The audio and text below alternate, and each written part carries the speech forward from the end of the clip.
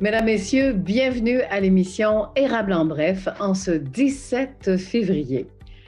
Nos entrevues, vous entendrez Mario Fortin, le maire de Plessisville, qui dit non pour les prochaines élections municipales. Mais par contre, il ne dit pas non pour un autre mandat, mais peut-être dans 4 ans. Ce sera du moins à surveiller. Valérie Bourassa, directrice adjointe de Centraide Centre du Québec, elle nous parlera du rôle de Centraide pour la communauté. Pour l'instant, voici tout simplement vos nouvelles. En manchette, place 4213 à Victoriaville est à vendre. COVID-19, en date du 10 février, aucun nouveau cas dans Arthabasca érable. La ville de Princeville appuie le projet de ligne 988. Avec une sage-femme maintenant, il sera possible d'accoucher à l'Hôtel-Dieu d'Arthabasca. Et collecte de sang des tigres de Victoriaville, c'est prévu pour le lundi 1er mars. Voici maintenant nos nouvelles. C'est une triste annonce quand on entend parler de la place 4213 qui est tout de même à vendre. Les propriétaires Gracien et Marielle Courtois préparaient quand même la vente depuis quelques mois déjà. Une des causes est bien sûr la pandémie, car depuis mars 2020, l'endroit est complètement désert. Gracien le dit lui-même, on ne voit pas la fin de la pandémie et les employés quittent pour un autre emploi. La majorité du personnel s'en va et il le dit lui-même, je suis déjà à l'âge de la retraite. La ville de Princeville, maintenant, a voté lors de la plus récente séance ordinaire du Conseil, soit le 8 février dernier, pour appuyer le député de Mégantic-l'Érable, Luc Berthold, pour la création d'une ligne téléphonique 988 à l'échelle nationale pour la prévention du suicide. COVID-19, eh bien, en date du 10 février, aucun nouveau cas au sein des MRC d'Arthabasca et de l'Érable. En résumé, depuis le 12 juillet dernier, 1759 personnes de la MRC d'Arthabasca ont reçu un diagnostic de COVID et 469 seulement pour la MRC de l'Érable. Les sages-femmes pourront pratiquer leur vocation à l'Hôtel-Dieu d'Arthabasca. En effet, le Centre intégré universitaire de santé et de services sociaux de la Mauricie et du Centre du Québec a annoncé que les femmes suivies par des sages-femmes, du moins dans le réseau local de services d'Arthabasca et de l'Érable, peuvent décider d'accoucher au Centre Naissance-Famille de l'Hôtel-Dieu d'Arthabasca. Soulignons que les services d'une sage-femme incluant le séjour pour l'accouchement, sont gratuits grâce à votre carte d'assurance maladie valide. Pour terminer ce bulletin de nouvelles, disons que le 1er mars prochain, de 13h à 20h30, collecte de sang en compagnie des joueurs et l'Organisation des Tigres de Victoriaville, Emma Québec, et aussi le restaurant Le Plus du côté de Victoriaville. Une édition qui sera vraiment différente cette année car elle sera sur rendez-vous seulement. Faisons suite maintenant à l'émission Érable en bref à nos 2 entrevues. Alors, Mario Fortin, maire de Plessisville, qui a dit non pour se représenter aux prochaines élections municipales qui vont avoir lieu donc au mois de novembre prochain. Et aussi, nous serons en entrevue avec Madame Valérie Bourassa, qui est directrice adjointe de Centraide, qui, elle, va nous parler vraiment c'est quoi Centraide et ça sert à quoi Centraide pour une communauté. Alors, passez une excellente semaine et surtout, je vous souhaite un excellent visionnement. Alors aujourd'hui, côté entrevue, il fallait absolument interviewer donc le maire Mario Fortin, puisque, bon, la semaine dernière, il y a eu du chambardement, des bouleversements d'annonces. Alors, on va commencer par celle-ci. Alors, Mario Fortin, bon, après 2 mandats, a décidé de tirer sa révérence et de ne pas se présenter aux prochaines élections, donc au mois de novembre prochain. Alors, nous l'avons comme invité. Mario Fortin, bonjour. Bonjour Lydia, ça va bien? Ça va très bien. Qu'est-ce qui vous a fait prendre cette décision-là de dire, parce que vous avez l'air quand même serein là-dedans, Oui, de dire, bon, ben là, je tire ma révérence. Je vous écoute là-dessus. Ben écoute Lydia, évidemment, ça fait 6 ans. C'est sûr que c'est pas très long. Je regarde mon collègue Jules Fortier à Princeville qui fait un excellent travail puis qui se représente encore. Je lui lève mon chapeau et puis c'est vraiment, c'est une vocation pour lui puis il fait bien ça. Mais je ne battrai pas son record, évidemment. Mais c'est que 6 ans, pas une question d'année, en fait. Hein. J'y ai pensé, après le premier mandat, là, au bout de 3 ans, j'avais pensé à ne pas me représenter aussi. C'est pas, pour moi, c'était pas dans mon plan de carrière d'être maire de Plessisville. Là. Honnêtement, oui, j'ai toujours aimé la politique. J'ai toujours voulu m'impliquer, faire de la politique, mais pas nécessairement en tant que maire. La vie m'a amené là. Je suis très heureux. J'ai beaucoup aimé ça. J'ai beaucoup aimé ce que j'ai fait. J'ai beaucoup aimé l'expérience. J'ai fait mon possible. Hein, comme je disais hier au conseil, c'est l'histoire qui te dit si tu as bien fait ou pas bien fait. C'est les citoyens qui vont être juges. Mais souvent, ça prend du recul un peu. Hein, fait que je ne peux pas être là pour me juger moi-même, mais j'ai donné le maximum. J'ai fait ce que j'ai pu.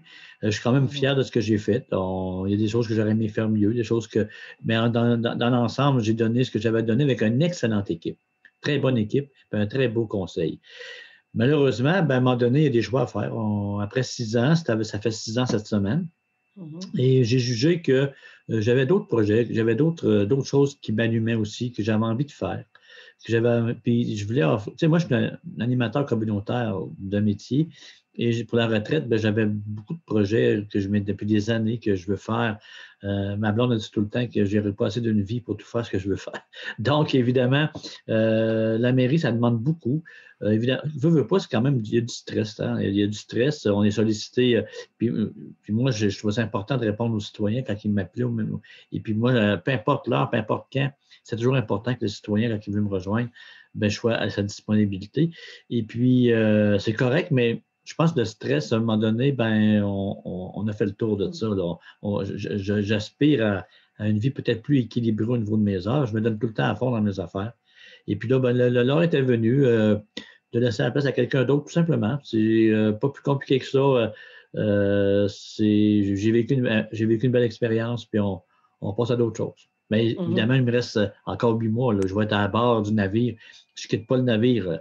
C'est juste quand le navire va arriver au port en novembre, c'est un autre capitaine qui va prendre la place. Mais pour l'instant, je continue le voyage jusqu'au mois de novembre. Maintenant, quand vous avez parlé des réalisations dont vous êtes fier, donc j'aimerais ça, donnez-nous quelques exemples. Bien, évidemment, entre autres, j'aurais envie de dire tout l'aspect communautaire. C'est sûr que tout l'aspect des organismes. Moi, je trouve ça important qu'on ait une justice pour les organismes et qu'on ait une politique de reconnaissance des organismes pour pas qu'on donne juste à ceux ce qu'on aime, ce qu'on n'aime pas. Ce soit des critères objectifs et ce qu'on a mis sur pied pour le soutenir nos organismes. La commission jeunesse, évidemment, la table jeunesse, ça, pour moi, c'est une belle fierté.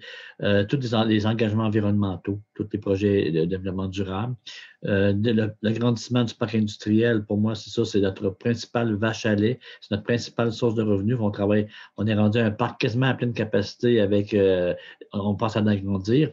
Donc, évidemment, il y a tous les projets comme le Beer Garden, ces choses-là, qui ont permis de redonner un peu de fierté et la nouvelle campagne de marque. Mais en général, je dirais, c'est tout un travail d'équipe. Hein, c'est pas juste le maire, là, tout ça, là, c'est tout un travail d'équipe qu'on réalise.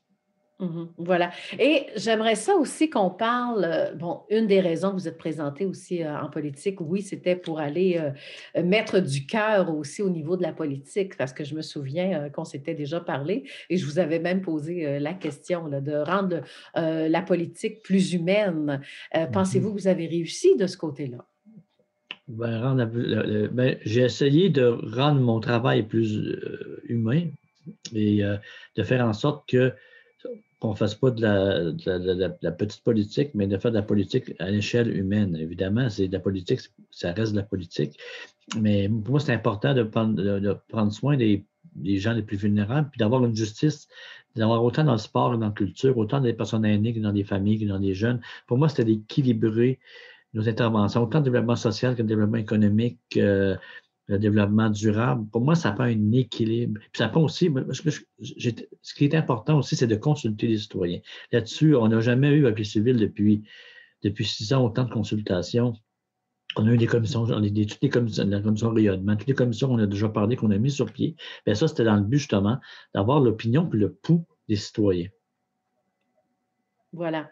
Il faut que je vous la pose aussi, la question, parce que quand on prend vraiment la décision, OK, je quitte, je ne me représente pas comme maire, est-ce que ce qui se passe actuellement, bon, au niveau de la paroisse de Plessisville, est-ce que ça l'a, et la ville de Plessisville, est-ce que ça l'a influencé votre décision aussi? Euh, pas directement, Lydia, pour être franc, je vais être honnête, là. Même si ça avait bien été avec la paroisse, ça n'aurait peut-être pas changé ma décision tant que ça.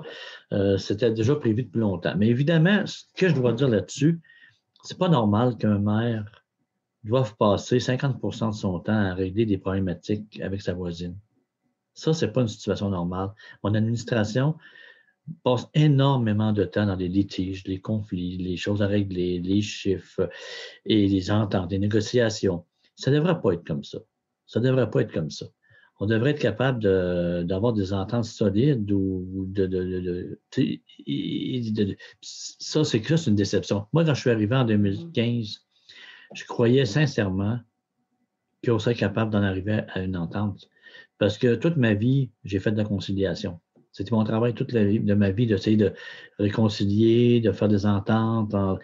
Et là, je croyais naïvement puis qu'on y arriverait, mais j'ai été vite désillusionné par rapport à ça. Je me suis vite aperçu que c'était pas mal plus complexe. La situation est complexe. Ça date depuis des générations.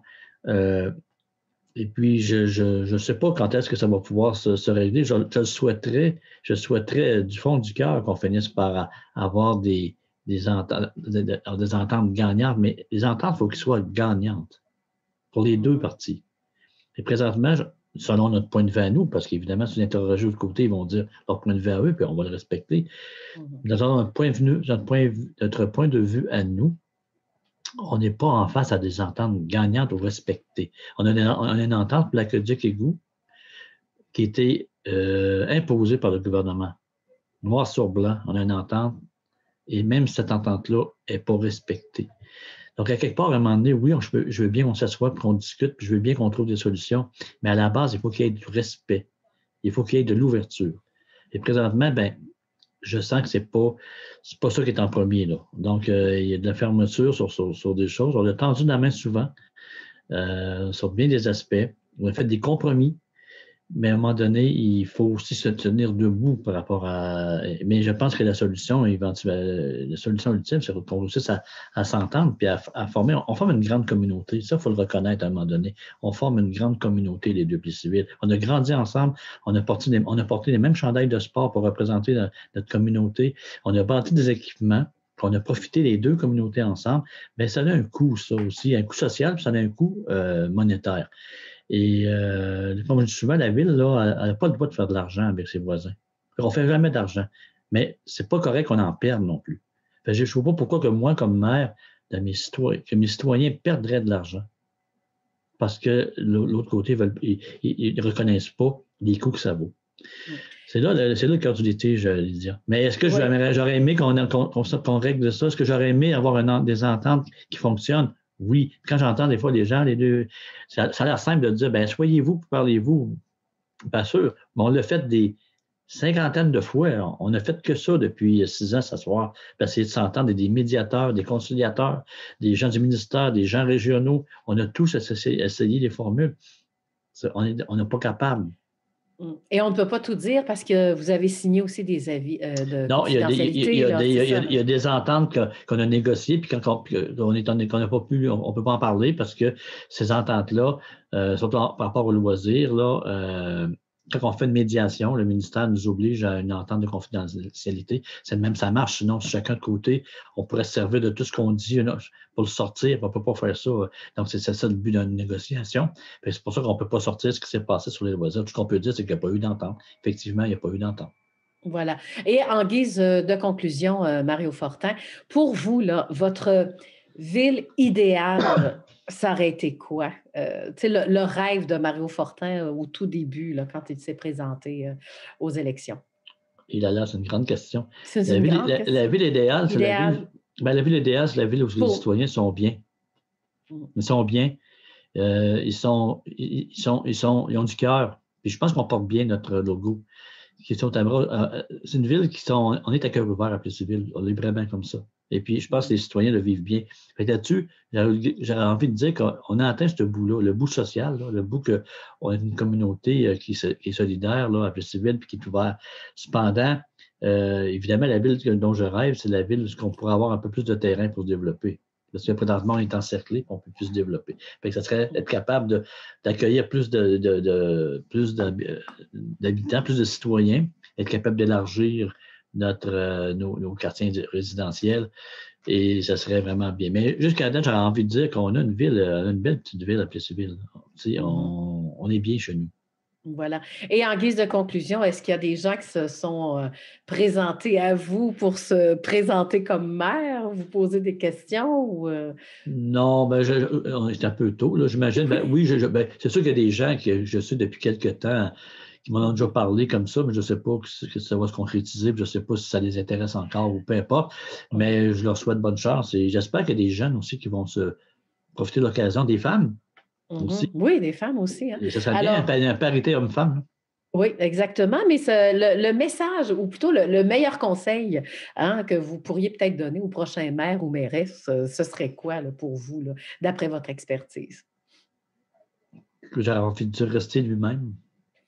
Rester lui-même en tout temps, ne pas sacrifier ses valeurs pour la politique, ça c'est important, de un. Puis de deux, continuer sur la lancée qu'on a, puis continuer à tendre la main à nos voisins pour qu'on puisse en finir. Moi, je suis convaincu qu'un jour, on va finir par avoir des ententes. Je suis convaincu qu'un jour, on va finir par être un grand Plessisville. Ça, je suis convaincu de ça. Mario Fortin, je vous remercie beaucoup, puis on Merci, aura Lydia. l'occasion de se reparler. Je veux Merci. remercier la population aussi pour ces 6 ans, pour leur confiance. Merci beaucoup. Alors, c'était le maire de Plessisville, Mario Fortin. Notre prochaine entrevue, cette fois-ci, nous allons parler de Centraide. On vient d'entendre Alain Lemaire, qui est bien sûr le président de campagne de Centraide cette année.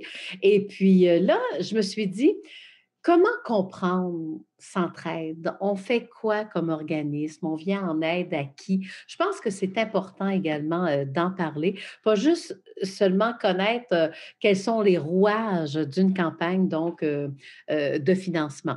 Alors, pour ce faire, je reçois, ça fait pas longtemps qu'elle est à ce poste, alors c'est Valérie Bourassa. Elle est la directrice régionale pour chez nous, donc le centre du Québec. Alors Valérie, bonjour Valérie. Bonjour Lydia, ça va bien? Ça va très bien. Ça fait combien de temps que vous êtes à ce poste-là? Bien, en fait, moi, je suis arrivée chez Centraide en mai 2019. Mhm. Puis, j'ai eu la direction régionale là, juste au début de la pandémie, là, en mars dernier. Vous allez nous expliquer ce que Centraide fait dans la communauté. On fait beaucoup de choses, mais en fait, la principale mission de l'organisation, c'est la lutte à la pauvreté et à l'exclusion sociale. Puis, ces deux domaines sont quand même assez larges. Donc, on les a déclinés en 4 champs d'action pour être en mesure de bien les appliquer. On a d'assurer l'essentiel. Alors, c'est les besoins de base. Se loger, se nourrir. On a aussi soutenir la réussite des jeunes, autant dans le développement des tout-petits que pour les grands qui sont à l'école. On peut penser au travail fantastique des maisons de jeunes, des maisons de la famille sur le territoire. On travaille aussi à bâtir des milieux de vie rassembleurs, mais aussi à briser l'isolement social. Donc, finalement, on travaille en partenariat avec les organismes communautaires des 5 MRC du centre du Québec pour s'assurer de répondre aux besoins des personnes vulnérables de la région. Voilà. Par exemple, dans la MRC de l'Étable, vous trouvez l'organisme ORAPé qui a comme mission de soutenir les familles à faible revenu, entre autres grâce à de l'aide alimentaire. Voilà. Donc, les enjeux sociaux, on le sait, la pauvreté existe. Centraide s'en rend compte, évidemment. C'est pour ça qu'on fait des campagnes de financement. Mais les enjeux sociaux, c'est quoi exactement? Il y en a plusieurs. Puis, ils sont quand même assez présents dans toutes les régions. Mais dans les enjeux courants qu'on voit, on a l'insécurité alimentaire, pardon. Il y a aussi l'isolement des aînés qui, en temps normal, sont assez présents, mais il y a aussi des enjeux de santé mentale qui, depuis la pandémie, ont été mis en lumière, mais surtout amplifiés. Donc, les demandes dans les banques alimentaires ont complètement explosé. Les aînés souffrent d'isolement encore plus que d'habitude. Puis, il n'y a pas que les aînés, il y a la population en général. Puis, avec la fermeture des écoles au printemps, la mise en place des classes virtuelles, des classes bulles, on voit des jeunes qui sont en détresse psychologique. On va faire face à une augmentation du décrochage scolaire, c'est certain. Bref, tout le monde est affecté et ça devient d'autant plus important qu'on se soutienne entre nous. Oui, et même beaucoup de personnes ont perdu leur travail, hein. C'est une, Tout à fait. retransformation. D'autres font comme vous, on recommence un tout nouveau travail. Alors Oui. ça aussi, c'est une grande réalité. Alors, ça, c'était des exemples, hein, que vous nous avez quand même, donnés, là. Avez-vous d'autres Oui. exemples ou c'est pas mal ça? Ben, en fait, tu sais, c'est ce que vous venez de dire au niveau Oui, du travail, fait c'est tout à fait vrai. écoute. Il y a des choses qu'on prenait pour acquis avant qui étaient, tu sais, justement, là, tu sais, la sécurité alimentaire, notre emploi, le logement, la santé mentale.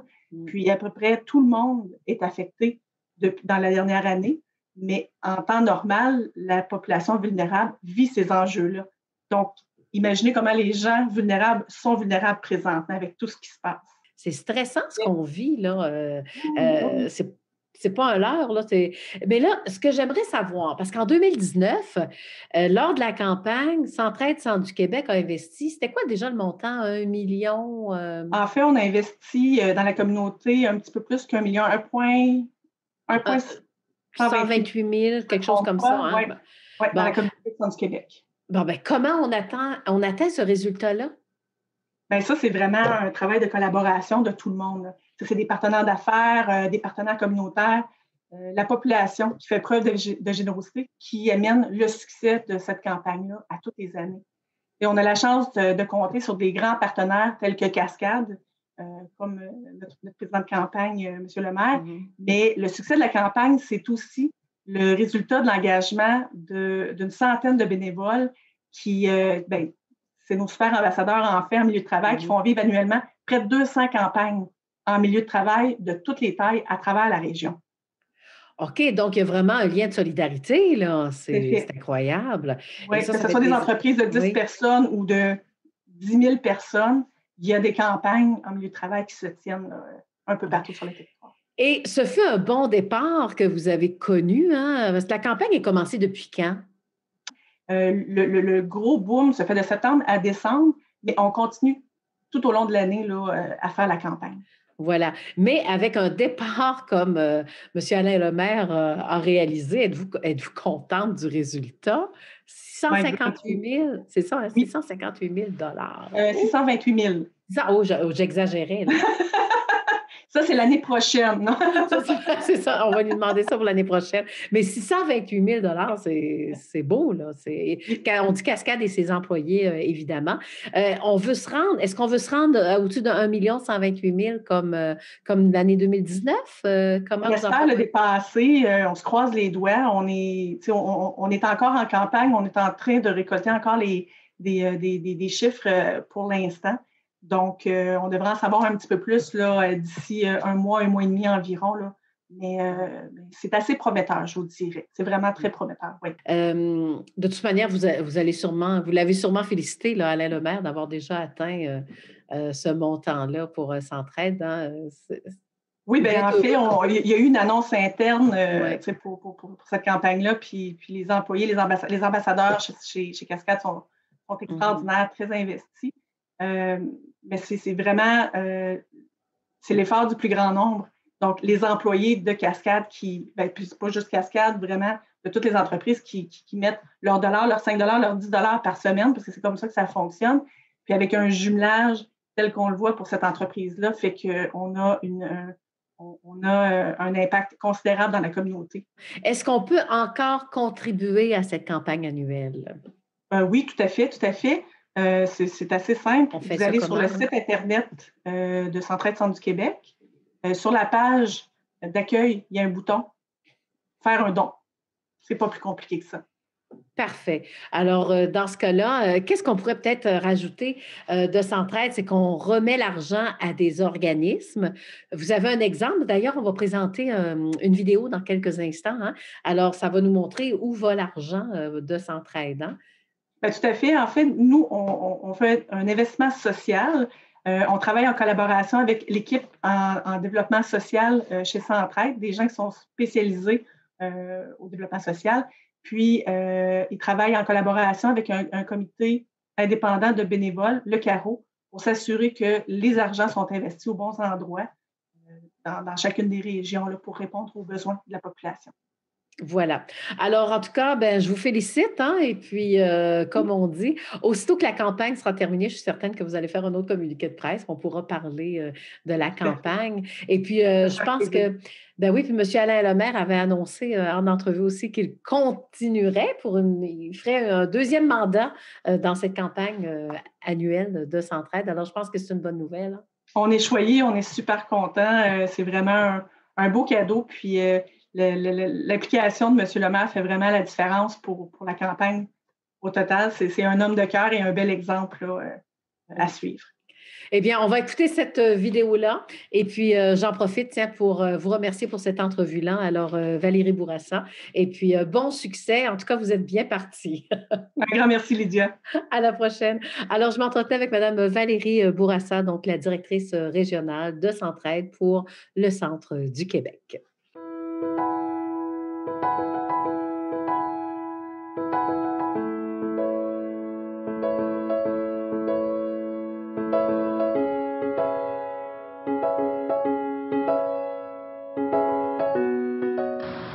Bonjour, je m'appelle Valérie Bédard, je suis directrice générale chez ORAPE, qui est l'organisme de récupération anti-pauvreté de l'érable. Notre mission chez ORAPE, c'est de soutenir les familles à faible revenu du territoire de la MRC de l'érable, sauf Princeville, parce qu'il y a déjà un autre organisme qui se trouve. En fait, nos services nous permettent d'offrir de l'aide alimentaire et un support aux gens qui sont dans le besoin de notre région. On aide environ 250 familles par mois qui sont divisées en 4 semaines différentes et aujourd'hui, vous pouvez voir qu'on est dans notre journée de distribution alimentaire. On pense vraiment que nos services font une différence pour ces gens-là puisqu'en fait, on sait que se nourrir, c'est un besoin de base et donc c'est nécessaire et essentiel à la vie. Ce qu'il faut aussi savoir de ORAPE, c'est qu'on est multiservice. On parle de l'aide alimentaire aujourd'hui, mais on a beaucoup d'autres volets, que ce soit de l'insertion sociale, que ce soit de l'aide et du support en meubles et autres articles. Ce que Centraide nous permet de faire, en fait, ça nous permet de justement pouvoir offrir ces services-là, nous permettre d'avoir une ressource qui vient nous aider à nous supporter dans nos activités et aussi pour des collations scolaires pour les enfants. Donc, on vous remercie vraiment de faire une différence dans la vie de notre organisation. Merci de nous aider à aider les gens.